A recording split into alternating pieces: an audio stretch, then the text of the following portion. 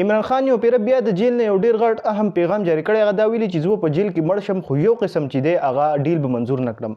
د دې نه علاوه د اتفاق په ورځ عمران خان چې دی د احتجاج کال ورکړی دی. پرون د الیمین ګنډاپور شیر افضل مروت او د ګلګت بلتستان سابقه وزیر اعلی خالد خورشید شاه د عمران خان سره په جیل کې ملاقاتونه شوي دي. الیمین ګنډاپور خو د کې پی کې د کابینې د پاره د نمونو سلیک کولو په دې بنیاد باندې د عمران خان سره ملاقات کړی چې د کابینې لپاره چې دی هغه نمونه سلیک کړي.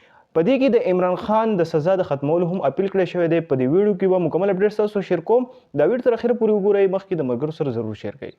د عمران خان سره په جیل کې الیمین ګنډاپور شیر افضل مروت خالد خورشید چې دی هغه ملاقاتونه کړي دي چې په دې ملاقات کې عمران خان هغه ته ویلي چې تاسو به د اتوار په ورځ احتجاج کوئ. هغه ورته دا هم ویلي دی چې د احتجاج به د هغه وخت پورې کوي چې کله موږ ته خپل منډیټ نه میلاو شوی. عمران خان هغه ته یو پیر دا ویلي دی چې یو قسم ډیل به تاسو د چا نه اخلئ، خو دا ورته ویلي چې بالکل